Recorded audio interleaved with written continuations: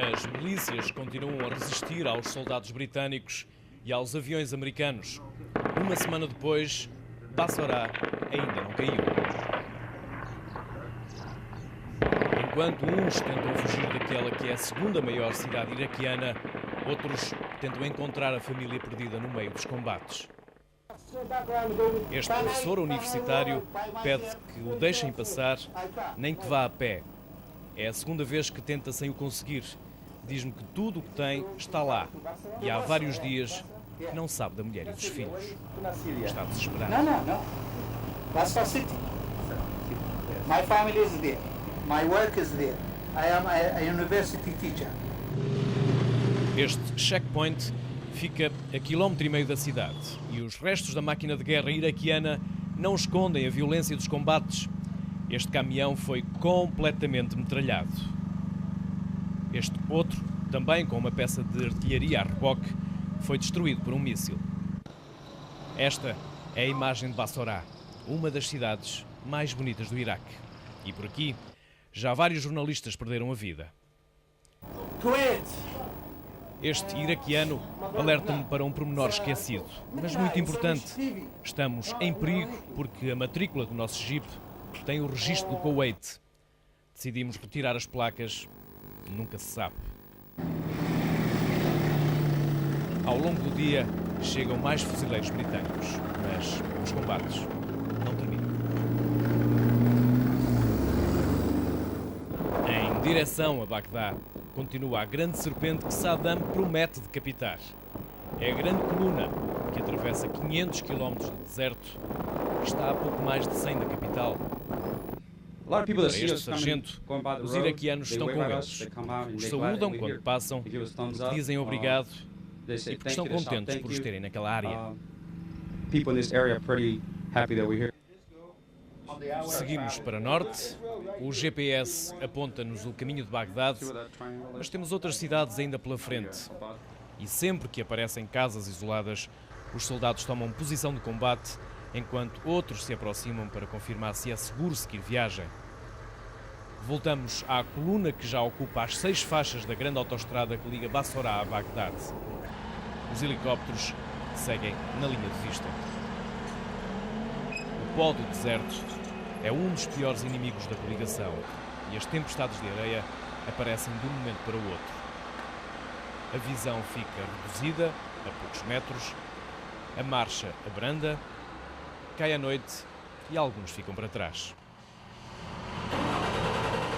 Não há tempo a perder com as avarias dos outros e o deserto ilumina-se com os faróis de mais de 200 mil veículos militares da coligação. Pouco depois, já junto à linha da frente, apagam-se as luzes e os únicos clarões são os da artilharia que dispara sem descanso na direção das linhas iraquianas. Vítor Silva e Luís Castro, a RTP, a 100 km de Bagdade.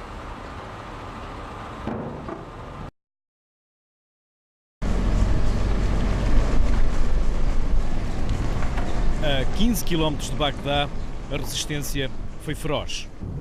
Na entrada sul, carros de combate americanos misturam-se com os iraquianos num cenário que deixa adivinhar a violência dos últimos dias.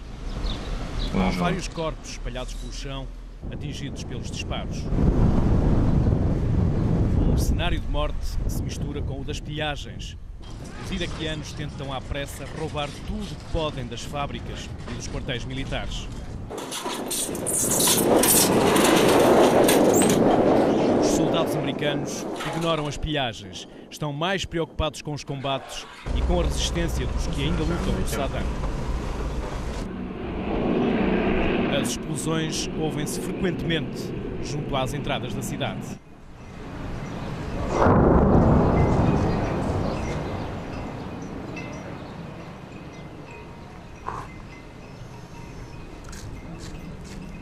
Estamos a pouco mais de 5 km de Bagdá. O tiroteio é intenso, os bombardeamentos também. Aquela coluna de fumo que se vê ali ao fundo, a uns 600, 700 metros, é onde se registra neste momento os combates.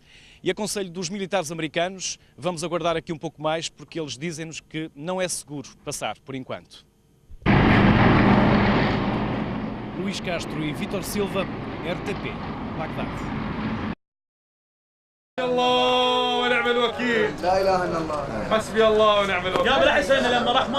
A Saidia, a 3 km do centro de Bagdade, aqui morreram mais de 50 pessoas.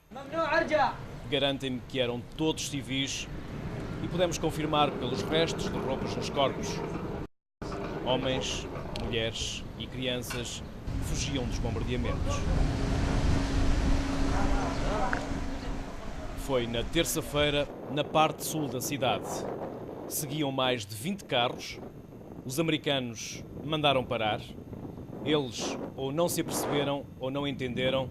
Os tanques dispararam durante longos minutos e o cenário que hoje fomos encontrar é no mínimo arrepiante. They talk about democracies, and this is democracy. You see, civilians. There's all these people civilians. These cars, all civilians, and they dead. And they look, this body in the street. This civilian, babies and women, from this taxi and this car. We lived from these buildings. The army of USA damaged them. Há pedaços de corpos espalhados pela estrada, já em decomposição, que se misturam com os restos dos carros totalmente destruídos e traçados pelas balas das metralhadoras americanas. Esta manhã, um dos soldados que disparou sobre os civis terá pedido desculpa aos familiares das vítimas pelo erro cometido. Um jovem de 22 anos que veio da Califórnia.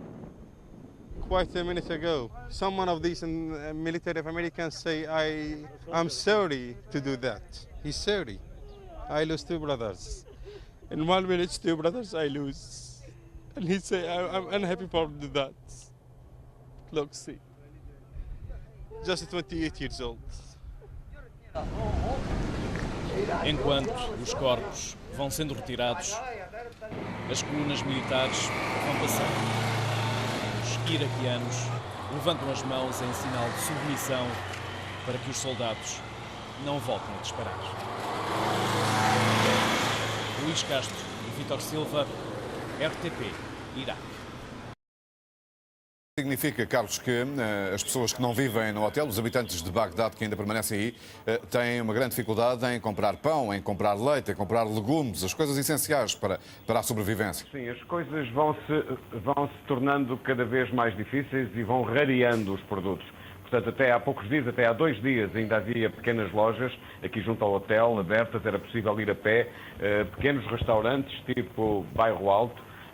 Se posso fazer assim uma comparação, aquelas pequenas tascas portuguesas que talvez nós tenhamos, aliás, herdado dos árabes, são muito típicas aqui em Bagdá. Nós íamos lá comer, fechávamos os olhos às questões de higiene e de controle sanitário e perdoávamos o mal que fazem pelo bem que sabem, e era assim que nos fomos alimentando. Era possível ainda comprar pão, mas já vimos aqui filas para o pão e já fizemos uma tentativa de comprar pão e já não havia. Portanto, as coisas estão de facto a tornar-se cada vez mais difíceis e é cada vez mais necessário passarmos a contar com aquilo que acumulamos já na previsão desta fase mais difícil da guerra. Portanto, aqui no próprio quarto, naquilo que são os armários habituais onde se põe a roupa nos hotéis, nós temos conservas de sardinhas, de atum, de feijões, de feijão verde, de massa, açúcar, batatas, cebolas. Portanto, temos aqui isto preparado para estas eventualidades.